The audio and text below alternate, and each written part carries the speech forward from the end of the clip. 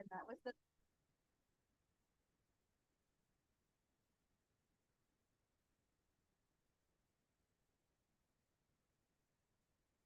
Madam Chair, you are live.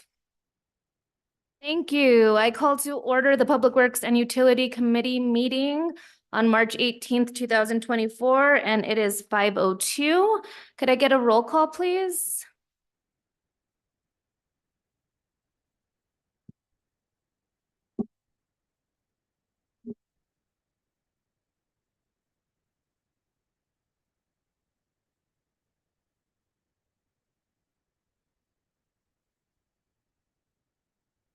Counselor Chavez, Here.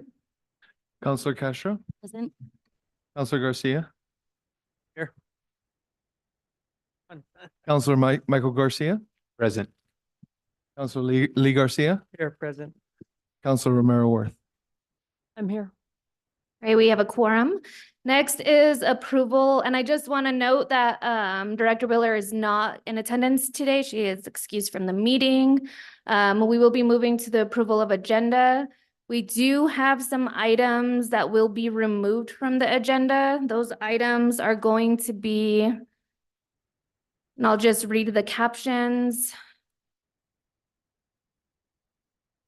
Item E, which is request of approval of amendment number 1 to capital appropriation project item number 23-0056 with New Mexico Department of Transportation to change the monthly reporting requirement to quarterly reporting into the Department of Finance and Administration budget formulation and management system. The other one is item F, request for approval of amendment number 1 to the capital appropriation project item 23-0059 with New Mexico Department of Transportation to change the monthly reporting requirement to quarterly reporting into the Department Finance and Administration budget formulation and management system. And the next is the same. Request for approval, it's item G, request for approval of amendment number 1 to capital appropriation project. This time it's item number 22-0058 with New Mexico Department of Transportation to change the monthly reporting requirements, quarterly reporting into the Department of Finance and Administration budget formulation and management system. And this is being taken off the agenda for Director Wheeler's review upon her return. So can I get a motion to approve the agenda as amended? Move to approve as amended. Second. I have a motion and a second. All those in favor say aye. Aye. Any opposed? See none, motion passes. Next is the approval of the consent agenda. We have one item that has been removed. That is item I that was removed by Counselor Castro. Director Dupuy, do you know of any other removals or committee members? Did we miss any? Madam Chair, I know of no other removals. All right, can I have a motion, please? Move to approve. Second. All right, I have a motion and a second. Could I get a roll call vote? Counselor Castro, Yes. Counselor Chavez, Yes. Counselor Michael Garcia, Yes. Counselor Romero Worth, Yes. Counselor Lee Garcia. All right, motion passes. Next on the agenda are presentations, informational items, and we have two today. So we have an Environmental Service Division update by Shirlene Sitton, Environmental Service Division Director, and I appreciate you being here today. Thank you.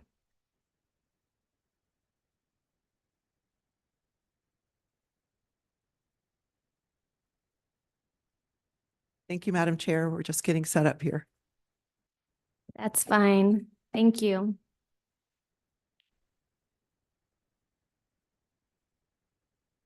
Well, good evening, Madam Chair, members of the committee. Thank you for having me here tonight. I'm just here to give you a quick update about ESD and a few things that are going on. Let's see. No. Say it again.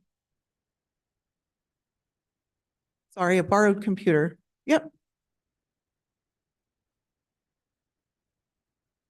So I'm not sure I really very often put these numbers out here, but I thought I would kind of start with a reminder about how many services we deliver on a daily basis.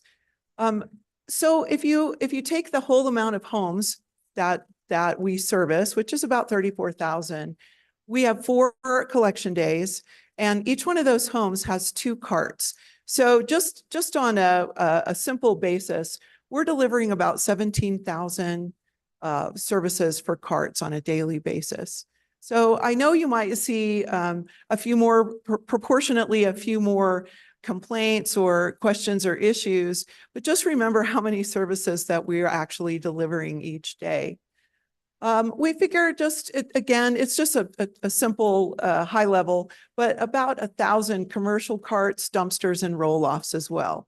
So we have a pretty small, crew that's pretty busy out there. And I just want to say that our guys and gal and all of our support people are amazing, really amazing. And I want to, I'm going to introduce a couple of people while I'm going through this. So I'm going to start with Deborah Trujillo. I think I just surprised her. She's our admin and customer service manager, and she does a really fantastic job. She's the one that receives the bulk of the complaints along with her customer service team or questions or issues, whatever they are. And it turns that around, interacts with our supervisors, and just makes sure that we have the latest information on which trucks are running, if a route is running late, if a driver's still out there. They do an amazing job working together and just ensuring that we get everything done that we can every day. We usually have about 10 vacant operator positions. That's been going on since the pandemic, and we were never really fully staffed before the pandemic. And so we've been operating at that deficit for quite a while. And so that does really impact our ability to deliver services. But I'm really happy to say that we were able to institute a raise. It's not part of the comp and class, to bring our operators up just a little more, because we're not competitive in the marketplace for CDL drivers. That really is one of our main issues that we have to overcome. And I'm really thankful for all the people, our city leadership and John and HR that we were able to bring that pay up just a bit. It's still nowhere near market, but every little bit helps. So we're hoping that'll keep a few people in place and keep them from leaving to find a higher paying job, because training them is very expensive and time consuming. And we're hoping that we will start attracting some more experienced drivers and people that already have a CDL with that little bit increase in pay.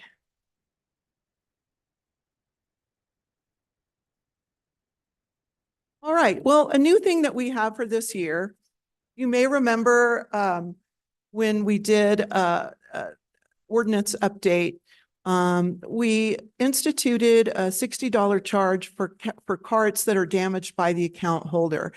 And the ability to charge that went in place a few months back, but we didn't want to start charging it until we were sure that there was plenty of information out there, and that included the calendar. That in January, the calendar really emphasized that, and it does again in July, because the two main things that residents do are put hot ashes in their cart in the wintertime and fireworks in their cart in the summer. And the fireworks might also be in the winter too, but those are really the two biggest offenders. We know the carts break, they break through wear and tear. They break because one of our truck might be calibrated so that it's going a little bit too fast and it might slam the carts down, and we have to get that fixed. There's many reasons a cart may break. We know when a cart is damaged really due to the customer's actions, and that is really the main thing. So we missed a few in the winter, so we haven't actually charged the $60 charge yet, but the next time it comes around, we will. We did have a few cart meltdowns, but we felt like we didn't have enough information out there on our website or, in the calendar. So now we feel like we're pretty good. So the next one that comes around, we'll probably institute that charge.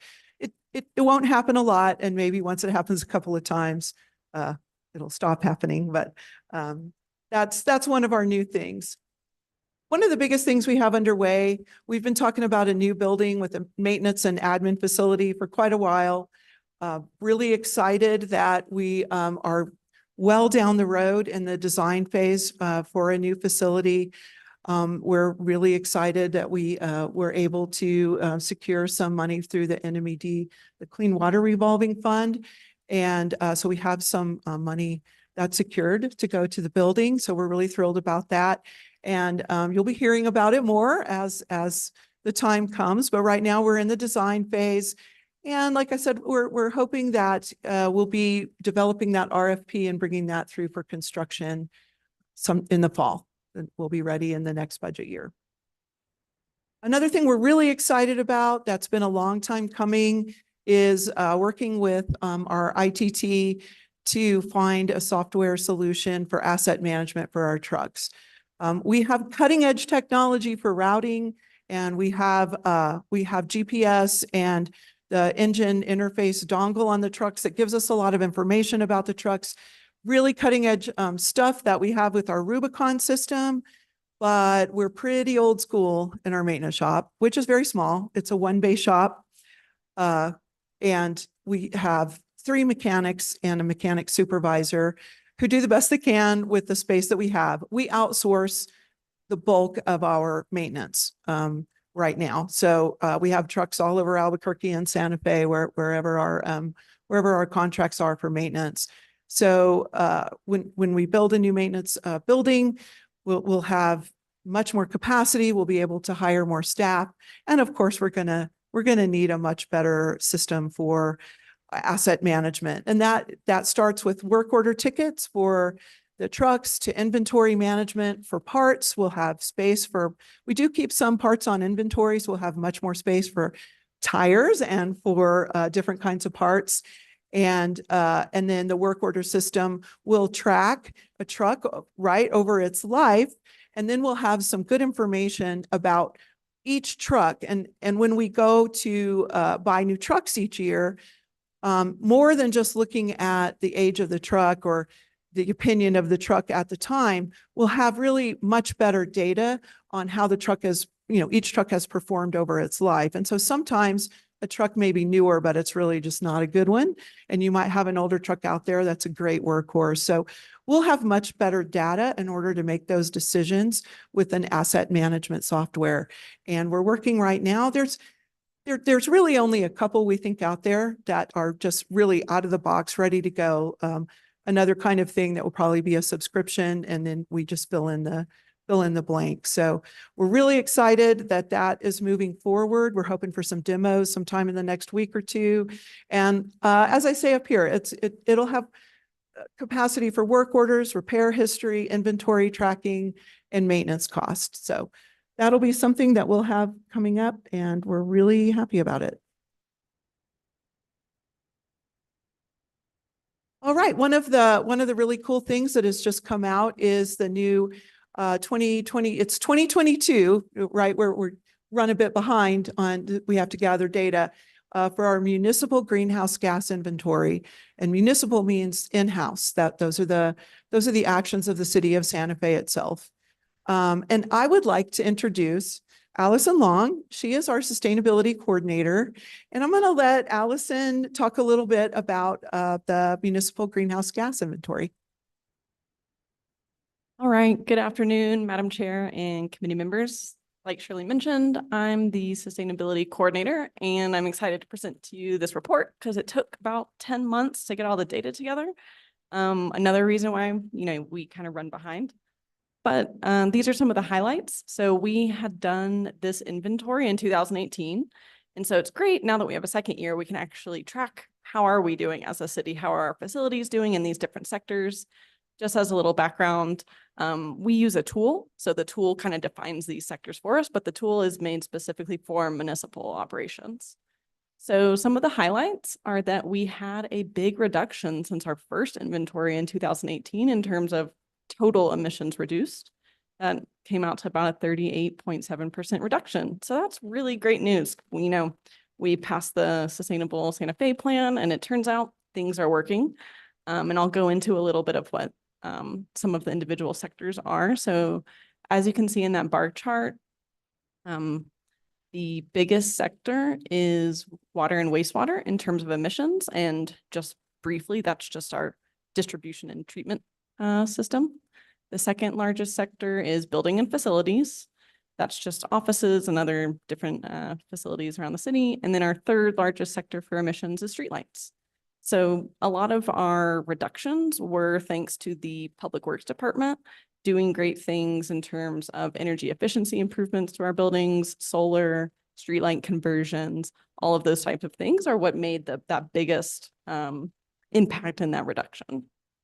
And kind of like Shirlene was saying, this is our municipal inventory. And so just to give you some perspective, our office also does community-wide inventories. We actually had a consultant do it for us. But municipal emissions only makes up 3.3 of community-wide emissions. So just to give you a little perspective on that proportionality. But yeah, that's kind of the big highlights. Are there any questions I can answer? Is this the conclusion of the presentation? If so, we can move on to questions. If not, we could go ahead and finish the presentation and have questions then. Oh, Okay, cool. thank you so much. Thank you, Madam Chair. We have an update from Keep Santa Fe Beautiful, and Carol Branch was going to be here, but she had an emergency, so I'll just cover that. But she sends her regards. So right now we're in the middle of the second annual Litter Index Survey, and that's exciting. I think some of you have participated or are on deck to participate. And if you don't know what that is, it's what we call a windshield survey of the community. And so it's broken up into different areas, and we drive up and down the street and rate per how littered it seems. And this is all based on a Keep America Beautiful tool that's been around for a long time. It's tried and true. And so all Keep America Beautiful affiliates use this tool, and it's also a way to compare across the board. So just to let you know, we actually were quite favorable last year, and hoping that will still be the case. I know sometimes there may be particular areas you see a lot that might be problematic, but as a whole, when you look at the whole community, we are not a highly littered community. And I'll just put in because I really, really believe this, one of the reasons is because of our plastic bag ban. If you travel to other communities, you will undoubtedly see a lot more plastic bags as litter. They'll be in the trees, they're in the fences. And I believe that's a great contributor to our lower litter index. So just so you know about that. The nonprofit is hiring a landscaper to renovate a couple of medians on Rodeo Road near Cerrillos. If you've been with me here for a few years, you know our Adopt a Median program had kind of grown like an octopus, and we scaled it back. We updated the contract that we have and with the adopters, and we made it an amount of medians that was possible to oversee by our staff, because there's two coordinators and then Carol, and they're not responsible for all the medians in the city. There's so many medians in the city, and the Parks Department's doing a great job of trying to stay on top of that. So the Adopt a Median program is just a supplement to that. And we really only want high quality adopters in the Adopt a Median program that can actually get out there and keep that median landscaped. And so I think you really see the difference. I'm hoping that you can see the difference between now and a few years ago. And so now when we kind of go forward with a new adopter, there's a lot more fail safes, like having a landscaper be the subcontractor for the adopter or be the adopter. Starting really soon, the volunteers and the board and the staff will be working on a new mural, on getting it ready. That's going to be where Santa Fe High School is. There's a big wall down the road, and it gets a lot of graffiti. And so they'll be working, I believe it's this Sunday, they'll be doing cleaning, and then, getting it primed. And then over time, the mural will start to appear. And they're working with an artist, and then there'll be some student volunteers. And so there'll be community involvement in that. And so we're really excited. That's been a long time planning, and that's going to kick off real soon. There is a new rain garden was planned. We just got the news on the grant award from the state, and they didn't give Keep Santa Fe Beautiful as much money as they'd hoped for that program. So we'll be looking at whether to try and do the program next year, or whether to repurpose it or look for money elsewhere. But I'm not sure what the status of that particular rain garden is going to be now that the grant money didn't come through. And of course, every year we have the Great American Cleanup. It's April 13th. Registration opens March 22nd. As you all have been great supporters of the Great American Cleanup, and we certainly encourage you to sign up or let your constituents know. It's a great program, really family friendly, and just lets people know that it lets people know the damage that litter does in a community and how hard it is to clean it up. So that is happening really soon.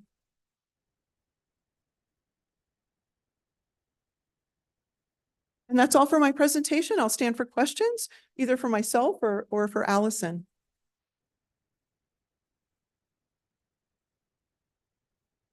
Thank you, Director. Do we have any questions from committee members? Councilor Lee Garcia?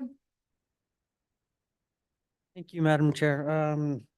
Thank you, Director Sitton, for the presentation. Wanted to just ask a question about the, I think the CDL driver issue has been probably one of the biggest, most difficult areas for all agencies that require people who drive these vehicles that require a CDL. And I know last year we went to the 410s. Did that seem to help a little bit in regards to attracting some people for applying or even sticking around for the department? A great question, Madam Chair, members of the committee. It's really hard. It's really hard to say, because this whole employee crunch that's really affecting everybody across all sectors has sort of happened, coinciding with that. I could speculate and say that we've kept more drivers or attract some people because of the 410s. I know for a fact. I help interview at times for the operators, and they usually want the 410 schedule, the people we interview. So I'm going to say yes, it has probably helped keep some people or attract some people, but it's been a difficult environment to assess that in, because the environment as a whole, where so many people are short-staffed across the board. So I'm gonna say I believe that yes, it has. Thank you, Director. And I think that, yeah, it's kind of probably hasn't been long enough to really truly see how many people have decided to stick around or interested in the department because of that. And I hear it from not just other public entities, but private companies that I deal with on a day-to-day basis, and they're downsizing their vehicles just so they could put somebody in a truck. And I know that's probably very difficult for our perspective, because a trash truck is a trash truck is a trash truck, and your fleet would have to double in size to go to smaller vehicles that don't require that. So I just kind of wanted to ask that question, because I know we did go to the 410s, and it seemed to be pretty popular amongst those that are not having to work on a Friday or whatever it may be. But I think it's just interesting for us to kind of take a look at that and keep tabs on how that's working. Not only for retention, but for attracting drivers that may want to. And I think you mentioned a little bit about paying a little extra for some of these CDL drivers. How is that happening? I'm just curious to know how that's working. We were just able to institute a raise for the operator position as a whole. That'll come out of the ESD Enterprise Fund. But there, so just a couple, 2 years ago, a year and a half ago, Deborah can correct me, we were at an entry rate of about 1790. And that really was not attracting anybody. And through a lot of magic, we were able to get that entry rate up to about 1990. And so even our newer people were coming in just barely under our seasoned people who were barely over that, maybe at 20. So we were able to, we were able to institute a raise that was across the board the same amount. It's about 250, 259. Yeah. And what that did was brought the lowest paid operator to 2250. And then it kept, since everyone got the same amount, our more experienced drivers, kept the bit of separation that we have. And I know part of the comp and class has to do with the parity portion, so I'm hoping that will continue. I know that's still really out there and all has to be negotiated for union and passed by the city council, but I'm just in the concern of keeping what parity we had in place. That's the way that I asked to have that instituted, and so we were able to get that passed so that we can hopefully keep some positions filled. Some of the other departments and divisions had over the last year or two been able to bring some CDL positions up, so they were higher than ours. And so we're just, stealing from each other. That doesn't benefit the city. So I think we're at a more level playing field, and that's a particular rate that I had discussed with Transit and Parks.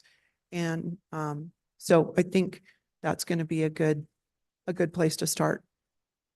Thank you, Director. And I think that, it's important to keep an eye on that. I got 20 other questions, but I don't want to keep us here all night, and we can probably chat offline for some of the other things. But I just wanted to give you guys a shout out and kudos. Our recycling center was bombarded with a bunch of cardboard and stuff on the south side. They're down Lucia Lane, and I was able to call in and they had it cleaned up within a matter of a couple of hours. So I appreciate the crew and everyone in your department for getting that done last week. Thank you. Thank you. And we'll pass that on, Counselor. Thank you. Counselor Marlworth. Thank you, Madam Chair. Welcome. Nice to see you. And just want to say thank you for the context on the number of homes and carts that you service. I think that's very helpful in just understanding the scale at which you're operating. And yeah, there's going to be a few hiccups when you're dealing with that kind of volume. So appreciate having that. Also, just want to say I did participate for the second year in a row in the Keep Santa Fe Beautiful litter patrol survey assessment, however you guys refer to it. I have found that to be very interesting. District 2 is doing quite well. There are only a couple problem spots, and they're better than they have been. And I would just characterize places where there seem to be problems are near the highway where you have a gas station / convenience store.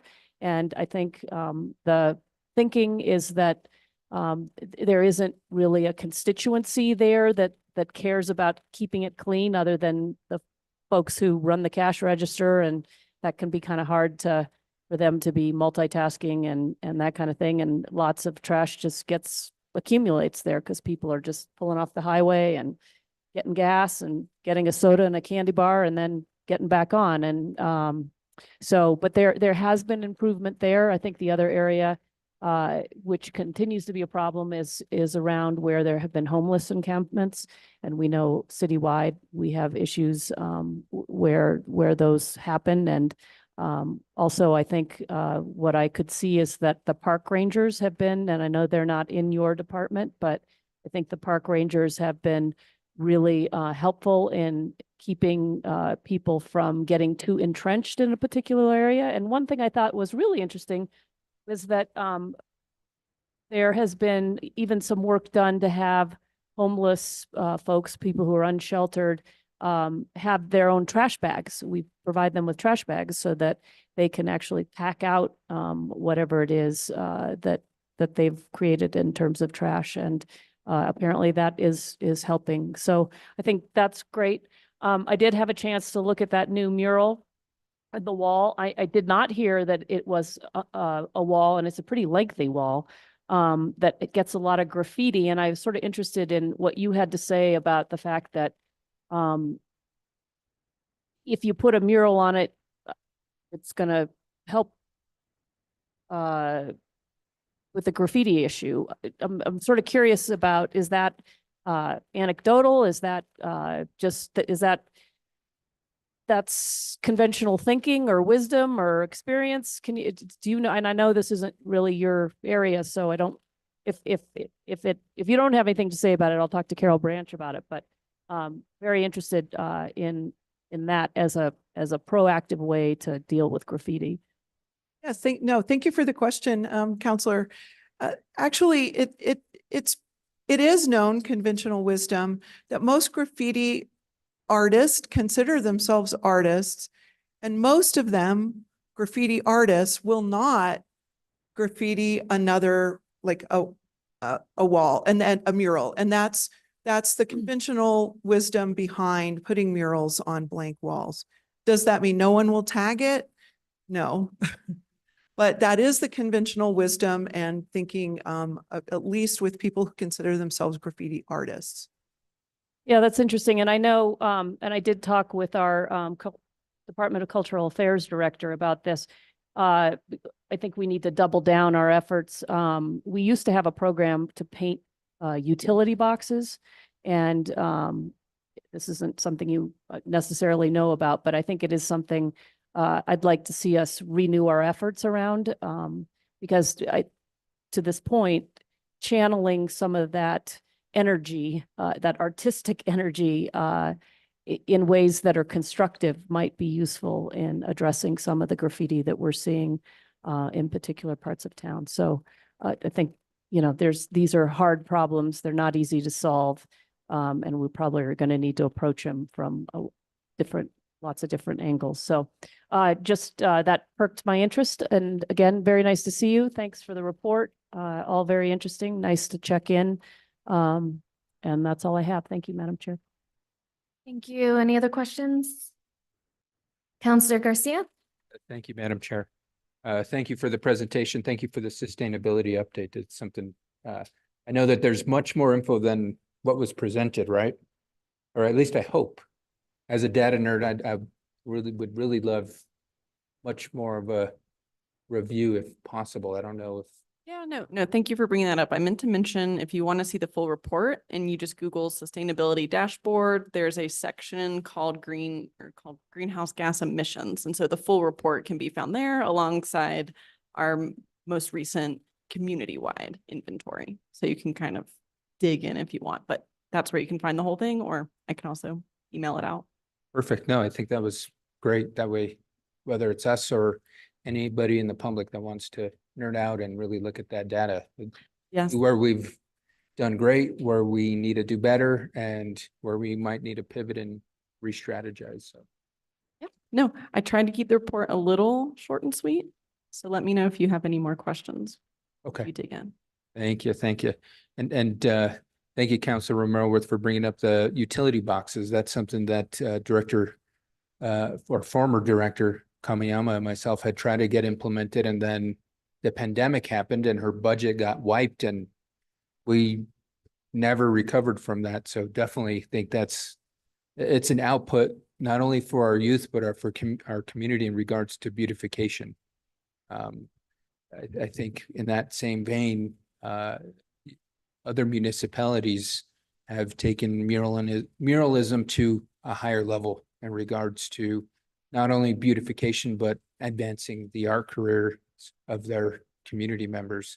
And I think for Santa Fe, what better place, given we are top 5. I mean, I think we're number 3 or 4 for art in the world.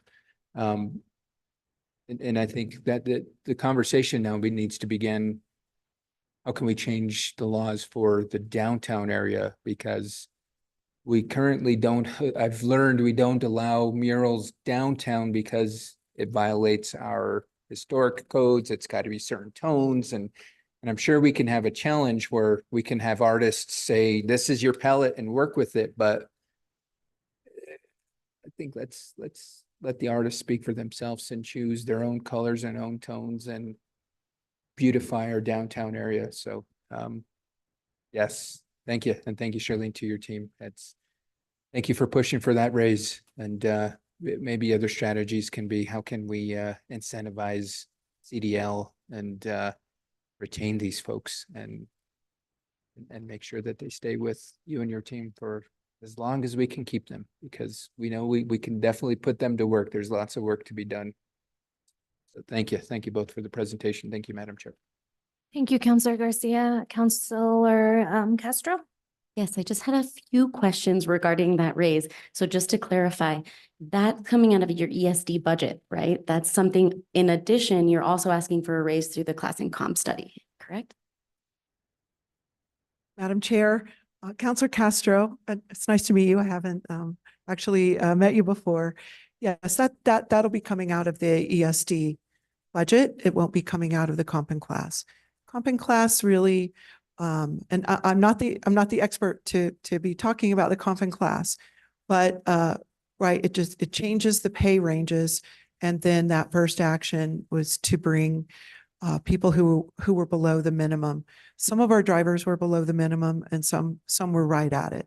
So no one was going to see very much from that. Thank you so much for that clarification.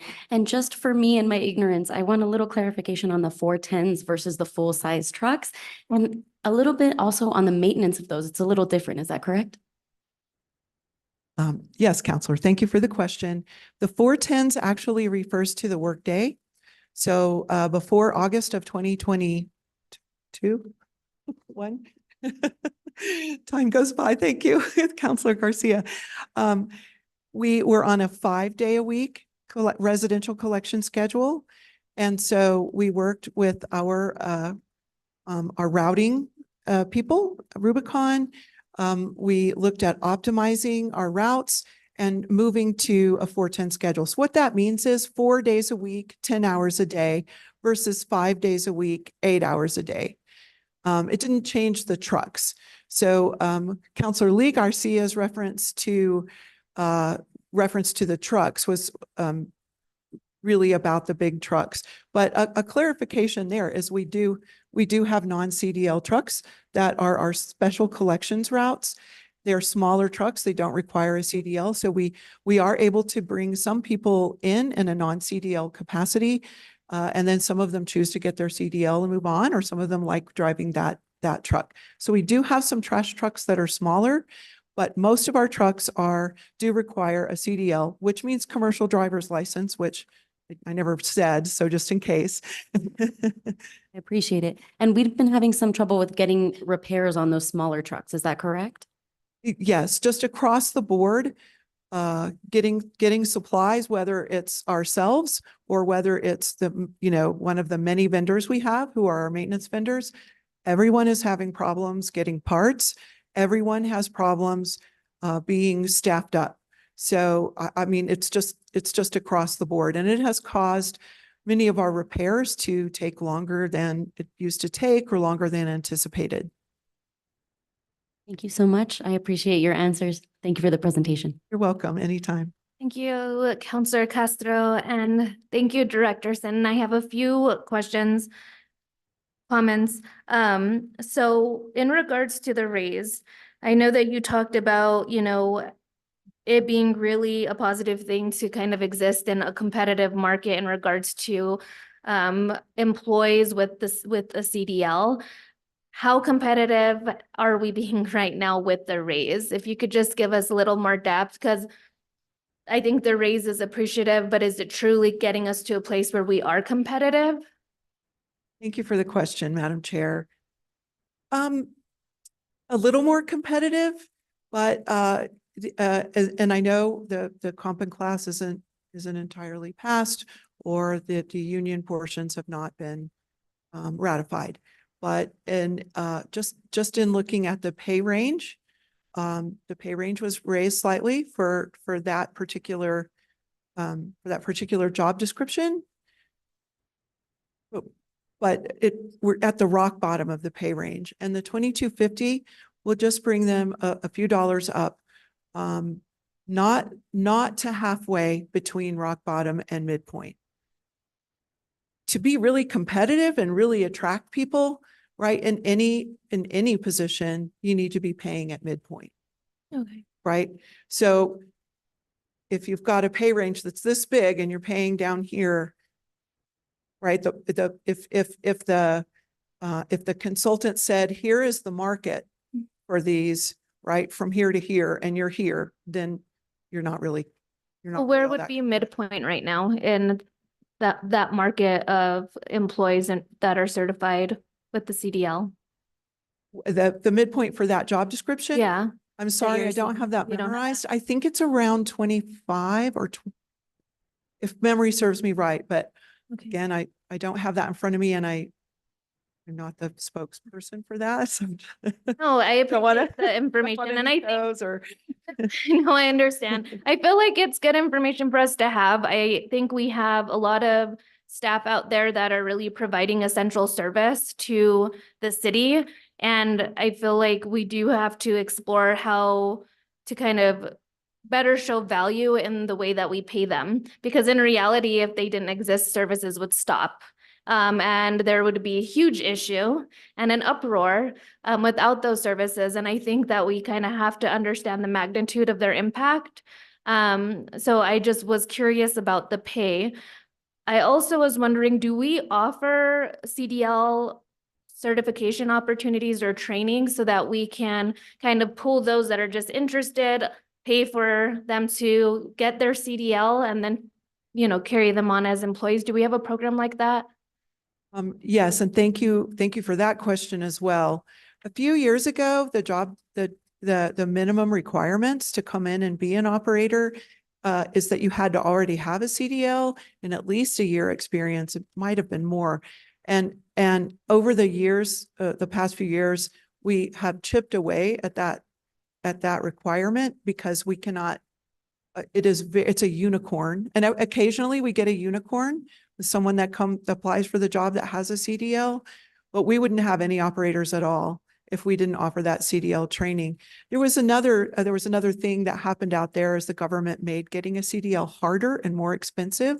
And so for an individual to decide to get a CDL on their own, that's a bigger wall for them to climb than it used to be.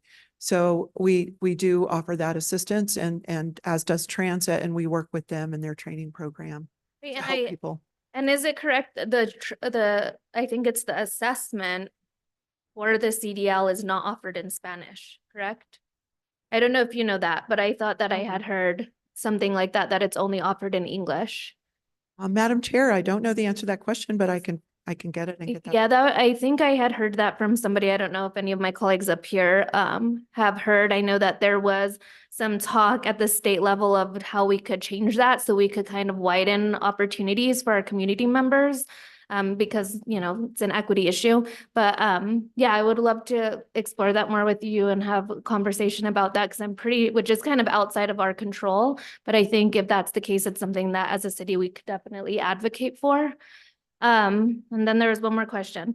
Asset management. I don't know if you could dive into that. When I'm thinking about really valuing our staff with compensation, asset management is huge. And how we could really be proactive rather than reactive in maintaining our resources, right? So we're putting money in a very strategic way into our department, and then perhaps having money left over for more human resources, which are harder to kind of keep with the new workforce. So could you give us a little more insight on asset management? Because I know you said there's an improvement coming or something coming that's going to help us be a little bit better in that area. Yes, Madam Chair. Thank you. So what I'm strictly referring to on that asset management, it's the trucks. Our biggest expense besides personnel are trucks and then containers. In the past 5 years, we've gone from A diesel truck was about $250,000 a few years ago, and a CNG truck was about $360,000. We're now paying $500,000 for vehicles. The prices have just gone up astronomically. That is a huge investment. And then, of course, they need constant maintenance. It's not like your car. That truck is on the road 8 to 10 hours a day, 5 or 6 days a week. And it is performing an operation over and over and over again. It has a lot of hydraulics. It has a hydraulic system. Say if it's an automated side loader, it has that arm. They also have a system inside the truck that compacts the materials inside it so it can go further before it has to go to the landfill or the recycling station. So they're very complicated. They're very expensive. They require a lot of maintenance. So we have a paper ticket system in our shop. It's old. I tried to go for it with for a new kind of fleet management system when we first put in Rubicon, but that's when Munis was coming in, and there was a thought that Munis has a fleet management system, but it's not meant for a shop or for mechanics or people like that to use. It's a much higher level tool that I can't even describe to you. So we went down that road, but it's just not going to work for us. So there are good systems out there. They're turnkey. I can mention a couple, but maybe I shouldn't at this point. But you can Google that, and you can probably find a couple and even look at them online, and you can see how they work.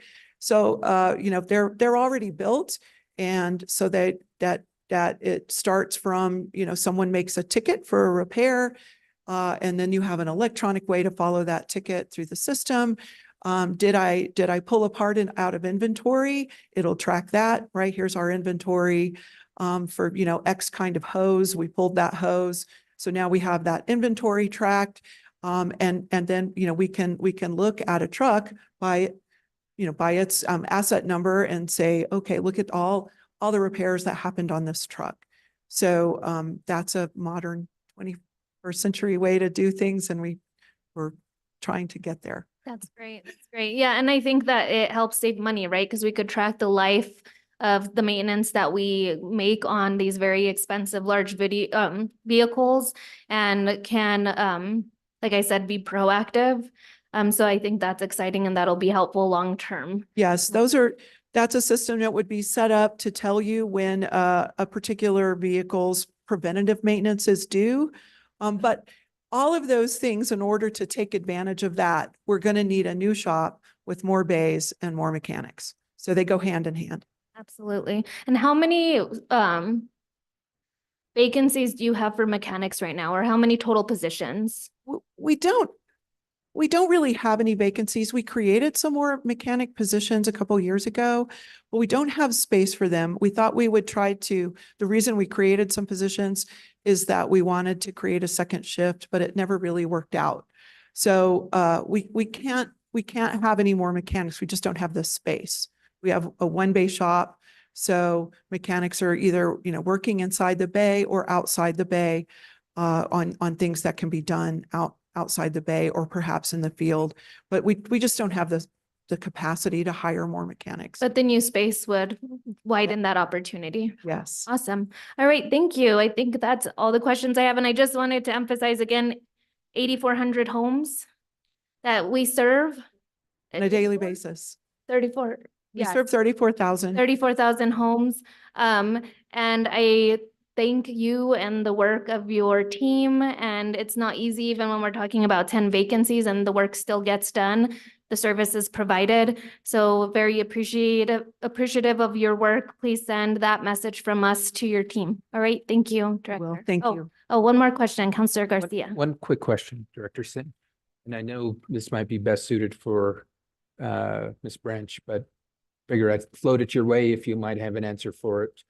A few months back, there was some community discussion around, I guess, updating the caboose that's there near the rail yard park.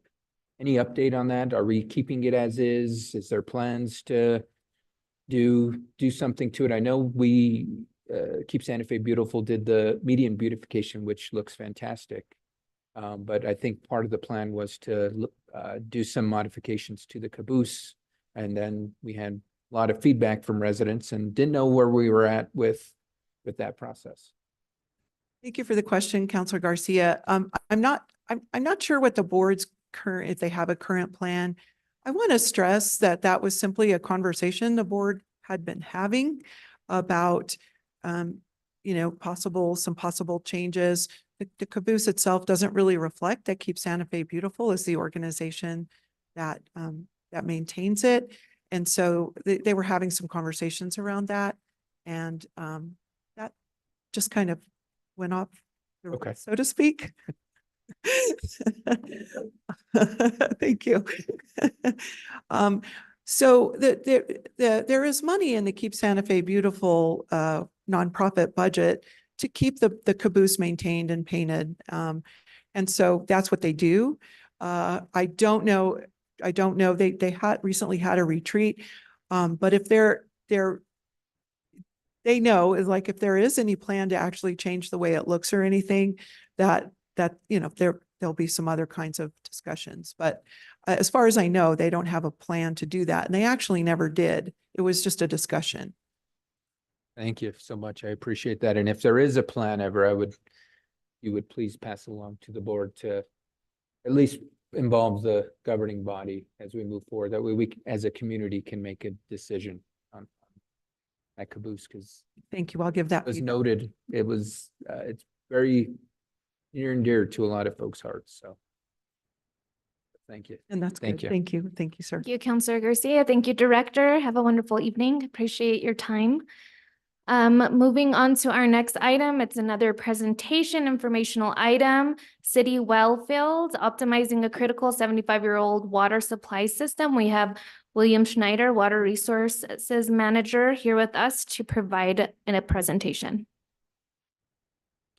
Thank you, Madam Chair, members of the committee.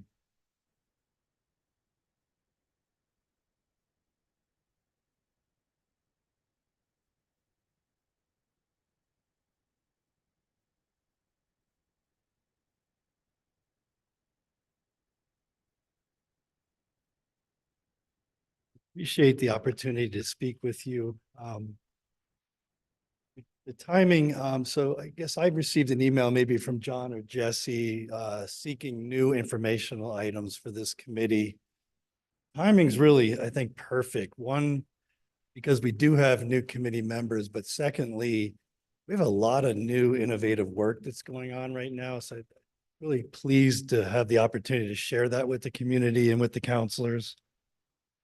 And so to that point, I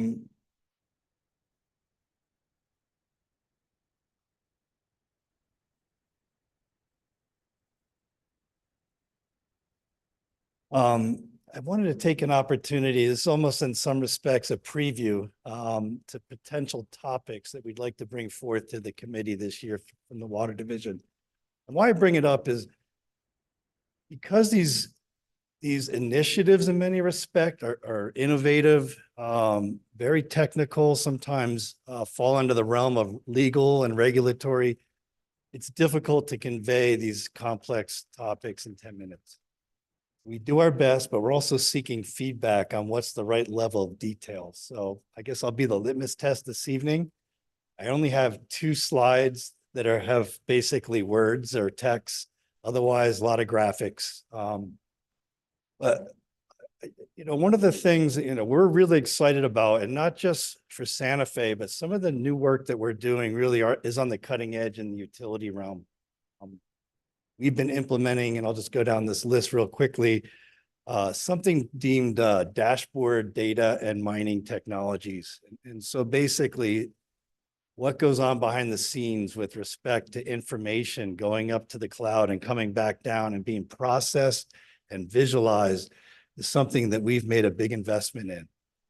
And the hope is, and I like to use the term, to do business successfully, we need to work faster, smarter, and cheaper. And the old adage used to be pick 2. The idea is with technology and the investments we're making, we'll hopefully be able to complete all 3. So just going down the line in no particular order, we're working really hard on the San Juan Chama Return Project. We've had some great new developments with that project. So would like to come back to the committee and share some of these, I would say, critical milestones being achieved. Another thing that really is being driven by the Santa Fe being driven by Resolution 2019-56 is the Santa Fe 2100 water plant.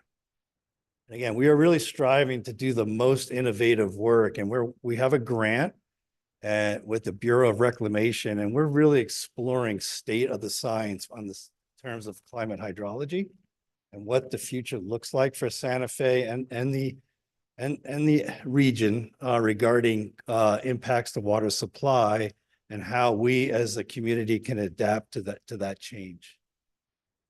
As part of that and part of this grant, we're developing a state of the science decision model. And this model is really unique, is that it has the complexity to explore various constraints like water supply shortages in times of drought and climate change, but also under regulatory and legal realms. It's a fascinating tool. It's getting close to prime time. It's been a big investment, and we're really excited to have this. It will make us work much more efficiently, and back to the mantra, working smarter, faster, and cheaper. This tool will get us in that direction. Christine Chavez will be bringing forth soon a 10-year update to the Water Conservation Plan. That's typically brought through the Conservation Committee, but maybe something worthy for this larger committee. Now, what's unique in some respects is this transmission and storage master plan. Sounds pretty generic, but actually when you dig into it a little bit, it's actually very fascinating and important because it delves into the critical challenges of what we call water supply disruptions. And usually these occur in catastrophic events. For example, a forest fire in the watershed. Just one example. What we're doing is with these models, and we're updating our master plan, which has a hydraulic model associated with it, is exploring real-time mitigation measures. And so we'd like to come forth and share some of these updates. Dr. Roach is also pursuing something we call the digital twin, which is another real-time tool that allows us to evaluate water as it goes through our transmission and storage system. So again, it's a major investment in technology where we're seeing real-time ability to make decisions and making informed decisions. And also source water protection. Nothing that comes before this committee in today's day and age will not have a water quality component. And it's just the reality we live in. So that's a high level overview, although I'm here to speak about the city well field. But I would at least share that, and we are seeking input from the committee on how we can best provide information at the level of detail needed. All right, so one of the things that's unique for Santa Fe, I would say, is we say we have 4 primary sources of supply. 2 are surface water, 2 are groundwater. I know we're familiar with that. But what sort of flies under the radar is the city well field. And what's unique about sort of the city well field from my perspective, it's 75 years old. Like sometimes we don't recognize the challenges of infrastructure and age. So, and I have a bit of a delay with delivering slides, so I'll try to preemptively hit go. So the timing for this follows Steve Schultz's presentation at the last PUC, where he discussed the Buckman well field. Well, that came later. That came in the 1970s. So here's a 100-year record of production over time, and Jesse shared this slide multiple times. But a key takeaway is the city well field came online in time of a major drought, even as severe as what we've been facing in this past 2 decades. And so what we've learned to understand from this well field is how to get the most out of this investment now as we move towards seeing grant funding being available from the federal government and trying to improve upon an asset, as we were discussing, asset management, on something that basically is in need of repair. So the city well field has been a heavy lifter up until about really truthfully the time the Buckman well field came online. We've been lessening the need and use of it since the BDDs come online, but the reality is now it's a critical piece of supply infrastructure that we need, particularly in a time where we may have a catastrophic supply disruption. As Jesse always alludes to, it's always in reserve, and so we have to maintain it, have it ready. And so what has been unique about the city well field, and this is the plot that just shows production. So we've been lessening demand, and the story's been shown with the data that we collect. Water levels are rising. That's a success story. Now, the question is, how do we maintain that, particularly in the face of climate change? Now, one of the aspects I find very unique, again, is how we've achieved this sort of sustainable water supply source portfolio. And a lot of it's been done under emergency authorization. In the early 2000s, the Buckman well field came online in emergency. Senator Domenici basically authorized overnight funding to go install Buckman wells 10 through 13. Then in 2009, we were struggling with meeting demand. The Buckman Direct Diversion, a joint venture with Santa Fe County, came online, and we're sort of moving in a very, what I'd say, positive direction. However, I can't stress enough the importance and critical need of the San Juan Chama Return Project to ensure that we don't have another emergency. And so why these are new sources in the case of these three examples I just provided, in the case of the city wells, it's a 75-year-old source, as the title alludes, but reality is it's time for repair. And so we've been investing in studies to best guide sort of our decision-making on how to best get the most for our investment. And I'm just waiting for this slide to turn. This is a graphic that just shows the age of the wells and for the city wells. Typically, rule of thumb in the industry, 30 to 40 years, you about reached the end of your life cycle, if you will. And in many cases, we've surpassed that here in Santa Fe with the city well field. Now, thankfully, we're fortunate that the aquifer conditions aren't so caustic or corrosive. Our wells seem to last longer than the industry standard, but we're in dire need of some improvements. And so back in 2018, we commissioned and worked on internally and externally a very large scale optimization study. Again, how to get the best bang for the buck. How can we achieve a reliable supply source that in the case of a catastrophic disruption may become one of our primary sources? So we're going to keep it sort of idling in the background, if you will, in reserve, but the day we need it, and it can happen overnight, literally, we have to be able to flip the switch. And so why that sounds simple, the reality is anything that's sort of down in the earth, it's dark down there, as my professor used to say, it's hard to know the condition. We can do testing, but you can't see it in many cases. So as part of that study, made strong recommendations, replace and rehabilitate. We went out to the Torreon well and conducted a very rigorous, what I'll call rehab. We basically, you can see this lower picture, it's a large brush with a crane, not very sort of technologically driven, but it works, right? But it's very challenging and a very difficult thing to implement. That got us there, but not all the way. We ended up using an innovative technology, which essentially is a derivative of like a citric acid. We put it in the well, it's safe, it's allowed by the Environment Department.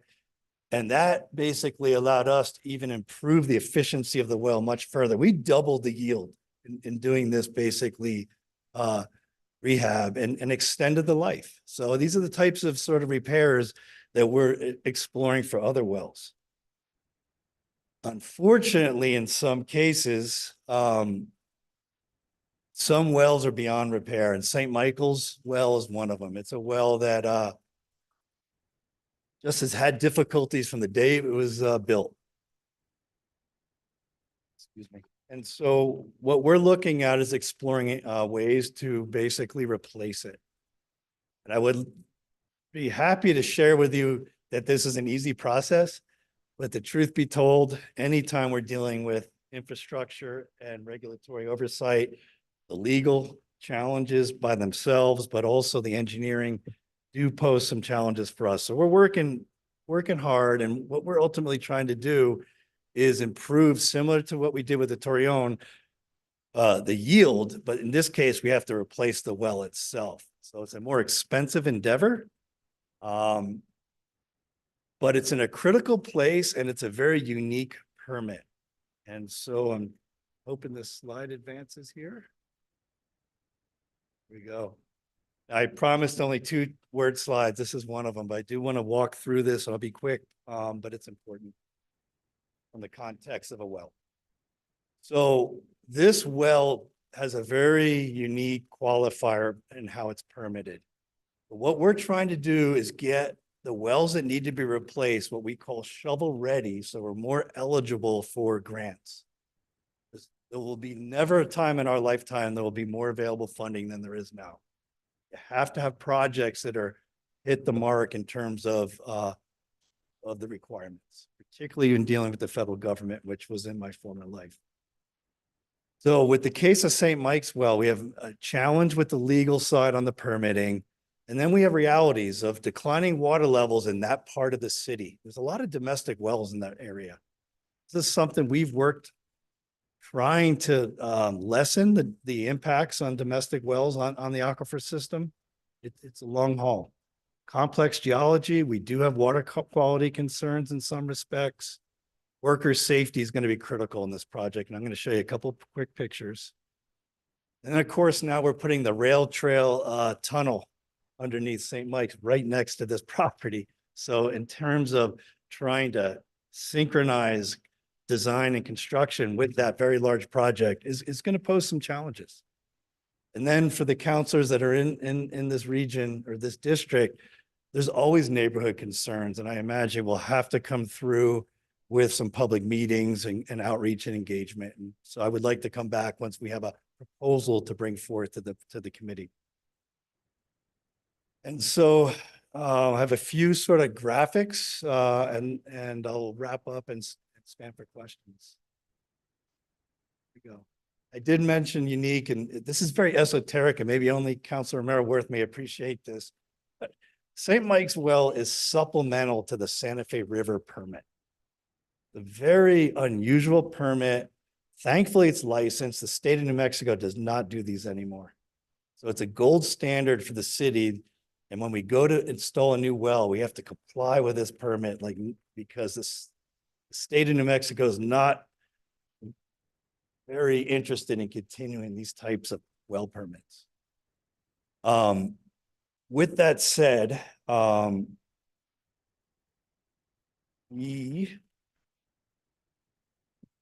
hard to work on a lag. I apologize. Out of my control. We have a very small site, and I have mentioned worker safety. So this is right along the rail trail, obviously right next to the railroad. It's on St. Mike's Ave. We're going to be putting this tunnel in. There's major utilities all through here. And just to share with you the challenges, because again, safety is paramount. Go to this next slide. I want to give you a sense of the scale of this construction. These are not small little domestic well rigs that we'll be using, and they work 24/7. The only way to construct a well properly on a scale of industrial like the city requires is to drill nonstop. So one of the ideas, and this is constructed, is sound barriers to help with the impacts to the community. We have a lighting plan that we'll put forth. And again, I will prepare all this and bring it forth for review and public comment. But the city has not drilled a well in the city limits since the 1990s. So this is kind of new territory again for some of us. I have a lot of experience with wells, but not at the city. I had mentioned we do have water quality concerns. I did present at a recent PUC about our wellhead protection plan. And again, it's just the new reality we all live in, as we're seeing with PFAS being the latest chemical of concern in the nation, quite frankly. And then lastly, I'll close on next steps. Again, this is in process. We're trying to make this project eligible for federal funding. So we're going through an internal legal review with Marcos. We're at the 90% stage for engineering design. We have to submit our permits, but again, that has to finalize our internal sort of stress test on the legal side. And then we start the community engagement process. As well as I will be working with my team to develop both a safety and construction plan for the best outcome. With that, I'll stand for questions. Thank you, Mr. Schneider. And I want to thank you for the preview of what's to come from water in regards to a presentation and informational items. I feel like the work and the thought process within water is just super insightful. It's actually quite amazing. So I appreciate that information coming. But with that, are there any questions from the committee? Councilor Lee Garcia? Thank you, Madam Chair, and great presentation, Schneider. Thank you for the amount of information. In regards to our aquifer, and I think you mentioned that it's really difficult to really, you can't go down there and actually check it out to see where it's at. How do you identify areas that are obviously in this case best suited for drilling, especially a well in the city where there's a lot of obstacles and things to really work with? How do you identify those areas? Thank you, Chair and members of the committee. Thank you for that question. So there's several sort of steps or phases that we undergo to sort of select the ideal location. In the case of the St. Mike's well, it's unique in that it will be a replacement well because of the permit constraints. So we're basically going to be putting that well as a requirement of the state guidelines within 100 feet of the existing old well that we will have to abandon and replace. But I really respect and appreciate the question of how do we in the future use information, knowledge, and technologies to best locate new wells. And that would be done, and we achieved, and I give all the credit in the world to Marcos Martinez, a very favorable permit for the city well field. St. Mike's well is not under the city well permit. It's unique, as I mentioned. But all these other wells are tied under this umbrella permit. So we have the ability through legal and tech and regulatory means to install what's called a supplemental well to that permit.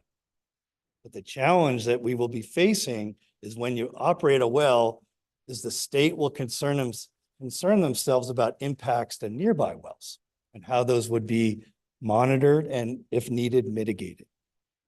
And so why your question is so critical is because we work with the Bureau of Geology, UNM, several sort of state agencies, as well as technical resources we have in-house or through consultants of developing hydrostratigraphic maps that show the layered stratigraphy, and from water quality, water yields from other wells, we can depict where are the quote unquote the sweet spots, where are those coarse sands and gravels that produce the most water.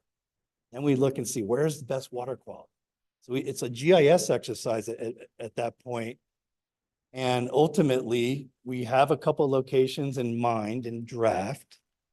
And so when the time comes, which may be sooner than later, quite honestly, we will be putting together a compendium of all that information to bring forth to the committee, to the public, because these are very expensive decisions and we want to get them right. Thank you, Schneider. And I kind of sensed the geek out answer to that. It was like straight. Sorry. Oh, no, that's amazing. And I guess the final question to that would be is water rights, because obviously in this case, we would just probably follow the water rights from the existing well. But if we ever have to or are able to drill in other areas, I'm assuming we'd have to work with water rights and either purchase or move some around, do something of that nature. That's correct, Counselor. Ideally, because of the excellent permit that we achieved under Marcos's leadership, we will have very minimal offsets required even for a supplemental well. Challenge will be sort of within the community of having a well. But ultimately, as we're seeing outside of the St. Mike's corridor, water levels are recovering. Like, things are looking favorable. So the idea of being more efficient in how we manage the aquifers, as Jesse has touched on, is really of importance to us. We can achieve a win-win here. Thank you. No further questions. Thank you, Counselor Lee Garcia. Any other questions from the committee? Counselor Castro? Sorry, one quick question. Thank you so much for the presentation. Where can we find the Santa Fe 2100 plan? Thank you, Counselor and Chair. So that plan's under development. It's a 5-year plan. We're sort of in year 3. So what we would like to propose is as an upcoming informational to present where we are within the plan and what are the next steps. And particularly important is because this year we're going to have our first large-scale community engagement and public meeting on that. It's a complex topic in terms of the amount of science going into the hydrology and the climate models, but there's also sort of a policy side that we really want to start to get out ahead of. Madam Hey. Chair. Yes, Counselor Romero Worth? Thank you. So just for clarification, it is a 40 and 80-year water plan in 5-year cycles, right? Thank you, Counselor. Yes. Yeah, so all under the umbrella of 2100.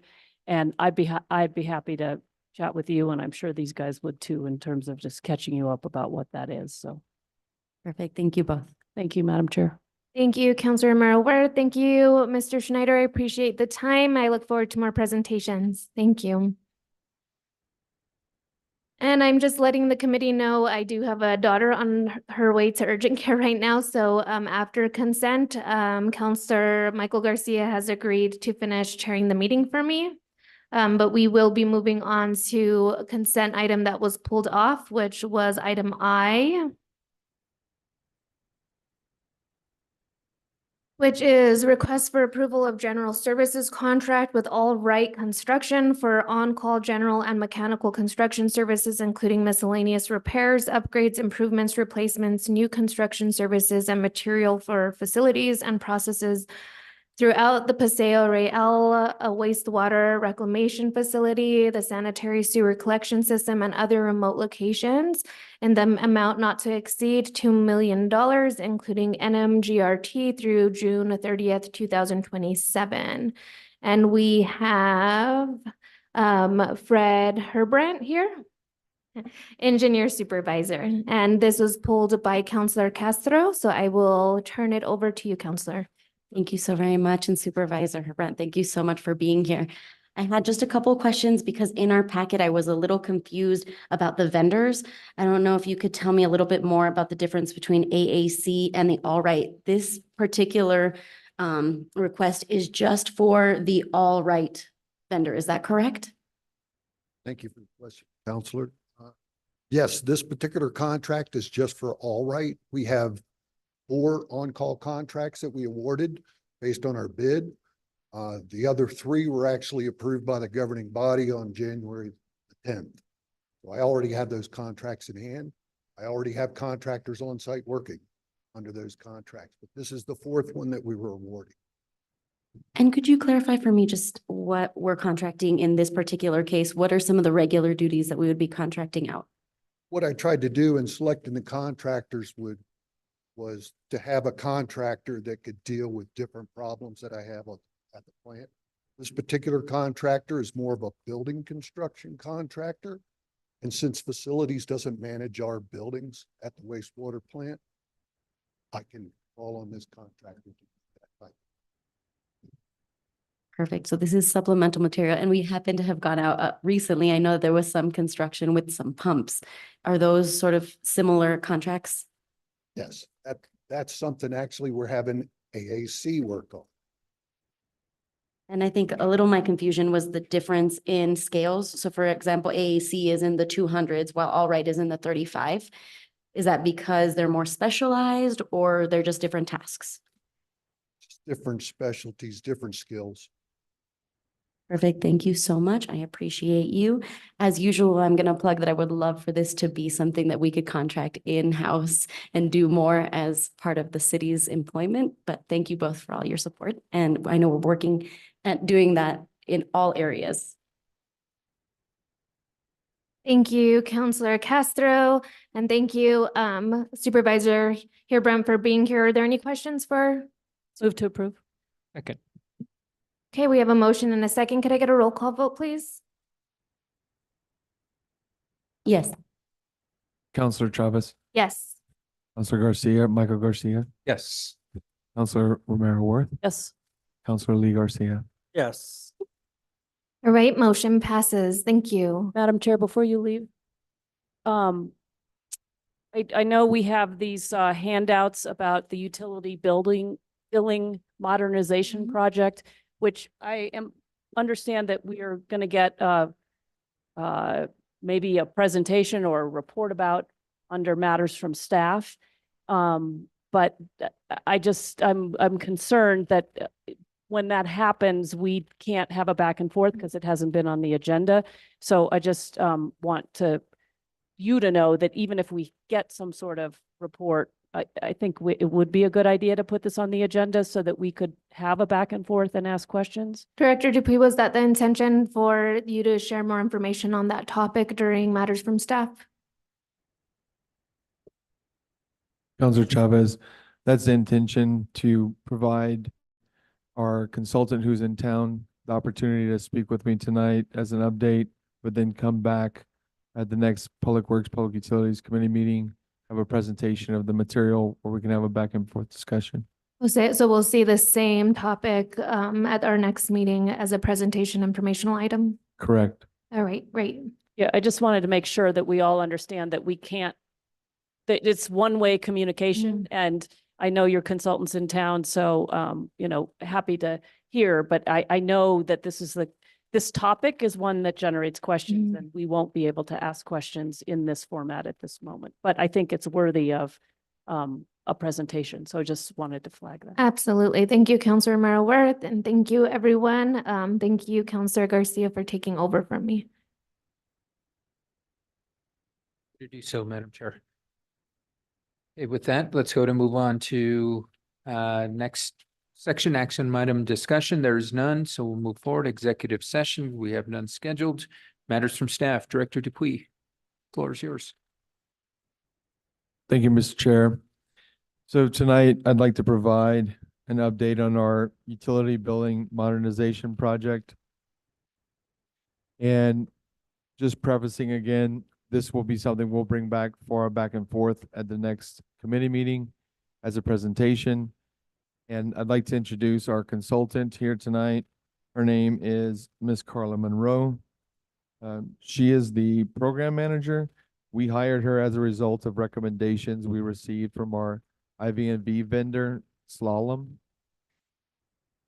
Just as a reminder, the IV&V report was implemented after 10 years of unsuccessful efforts to complete this project, and it was intended to give us an objective critique and identify options to move forward. Ms. Monroe, if you would please elaborate on work underway and update the status of the IV&V topic areas and explain the strategy and timeline developed to achieve success.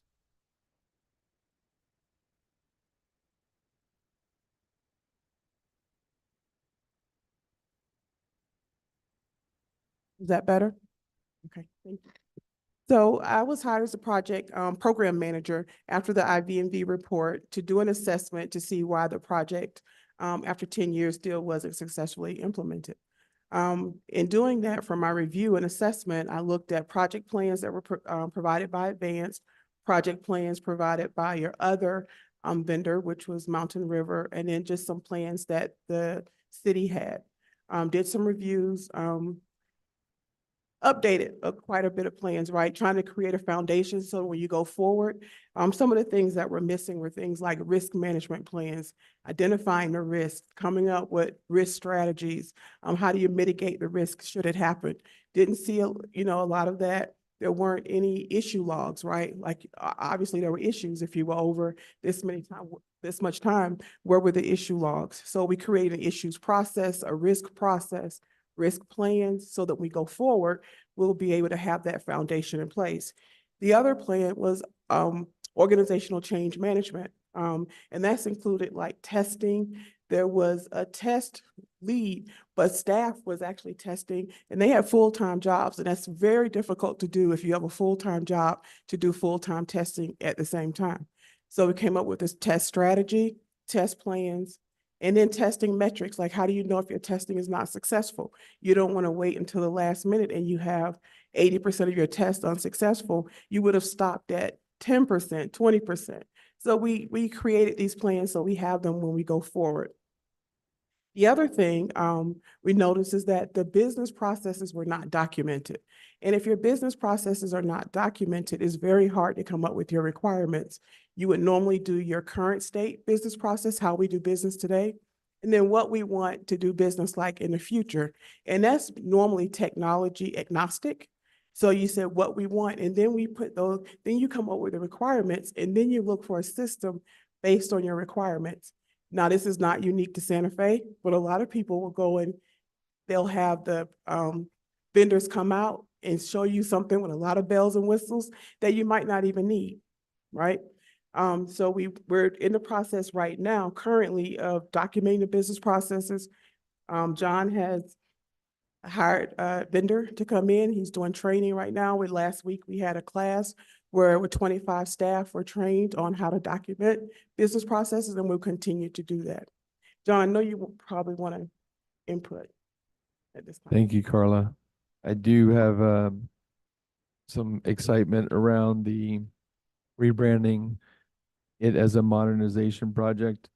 So just kind of leading into that, the assessment that was provided clarity why the utility billing system implementation has been unsuccessful, is largely due to the foundational work that was not complete prior to implementation. This is the key to successful implementation, is having this foundational work before moving on. So the IVMB report identified two options, one being to put the project on hold and restarting subsequently, but included the risk to our current system because the hardware was near its end of life. With the plan and support being developed by ITT staff, this risk has been addressed. That's a significant accomplishment. We had no clue that that was accomplishable. Hats off to the new ITT director and the support provided by him and the current staff to come to our aid.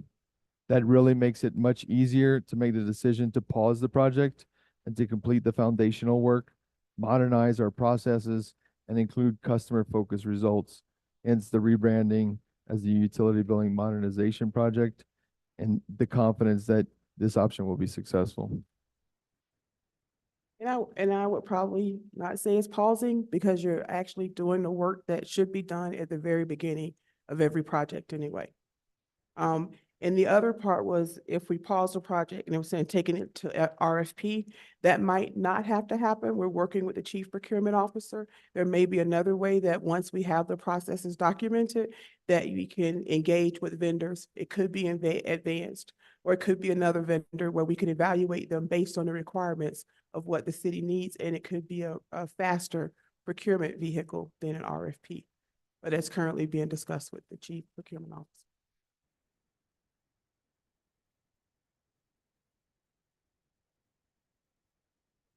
Carla, would you like to just go over some of the comparison of our prior state and the current state Yes. IVMB topic areas? I think this was something that was important because we want to continue to follow up with the IVMB vendor as we move through the project. Yes. So I am a proponent of IVMB. I used to be an IVMB person, so I understand they can provide a lot of value. But this was their initial assessment. If you look on the second page where project management was red, based on what we were able to document, and, create processes and plans for, it is now green. The product management, we have a steering committee. We work with some members more than others, but once we're really underway now, we'll probably go back to having a monthly meeting. And requirements traceability matrix. This was one that IVNV really pointed out. I've never been on a project that didn't have a requirements traceability matrix, and I can tell you what that is. Once you have all of your requirements documented and you're going to build a system, every time you make a change, you have a change control plan that you use. So they did not have a change control plan or change control process, and not a requirements. So every time they made a change, it wasn't documented what was changed. And so if you had to go to a new version and then for some reason revert back and it would break, they didn't know because there was no documentation on what happened. So that is very key. And we already have a shell for that. We were discussing with Advanced with their required, I think it was going to cost like $119,000. That's how important it is to have your requirements traceability matrix. So you can trace down every single change. And if something changes, it needs to revert back, you can go right back to that documentation. So we have that documented now, and it is now green. The data, bad news, it was actually yellow, and we changed that to red. I couldn't find a lot of information where we had the data cleansed before, like data cleansing, making sure your addresses are correct, making sure data is formatted in the same way. I just could not find any of that. And then even with the conversion data, some of it was erroring off and going and trying to figure out why that was happening before. So before we go into a new project, we need to make sure that's done first because your data is key. So that's why it's red, so that it's addressed and won't be missed. The next thing is development is yellow. That stayed exactly where it is because once you get into an agreement with the vendor, then we can go and work with IT and look at those development tasks. Quality assurance went from a red to a green, and with quality assurance, we already have a test strategy and we have test plan templates all laid out. And then we also want to engage with testers who have done this before that are, and I know someone said that you want to make sure that you have city staff for it, but a lot of times with testing, because it's a short period of time and you can't really if you're a small city, you don't have employees that you can release to work for full-time for a month or 2 months to just test. So I would recommend that you have a testing vendor that can test. The next thing is organizational change management, and then that is a stakeholder analysis plan, which we have communications, testing, and then metrics. Metrics are so important, like just anything like how are you with your schedule? Have you been behind schedule, ahead of schedule? Do you have your testing? How much of your testing is happening like it's supposed to happen? How much of it passed? How much of it failed? How much of it failed, but it was acceptable because maybe they gave you something better than you asked for. And so none of that was actually documented in a way that you can use to report out or understand what was going on in the process. The next thing is release management. Haven't gotten there yet because not finished, so you can't release anything.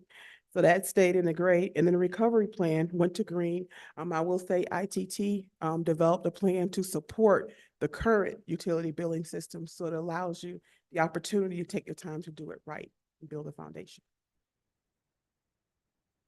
Thank you, Ms. Moreau. And I would just add, the last governing body meeting we had, I mentioned that we did process improvement training. I'm starting to really get excited and want to do more of it anywhere and everywhere we can. It's nice having tools that help a systematic way to show what your work processes are. And I think it's been something I've been at many places that just doesn't exist, but you always wanted it to. So this happens to be, because of the utility billing implementation, overly needed. And then we have the opportunity to leverage bringing that training in-house, our staff learning how to do it, and then leveraging that to be able to improve other areas not just utility billing, but as mentioned, the governing body, our audit process, and spread it out over the year so that we can do the work in-house instead of having a consultant. A lot of really meaningful advancement that's a product of being able to slow down and, as Ms. Moreau said, do this project correctly.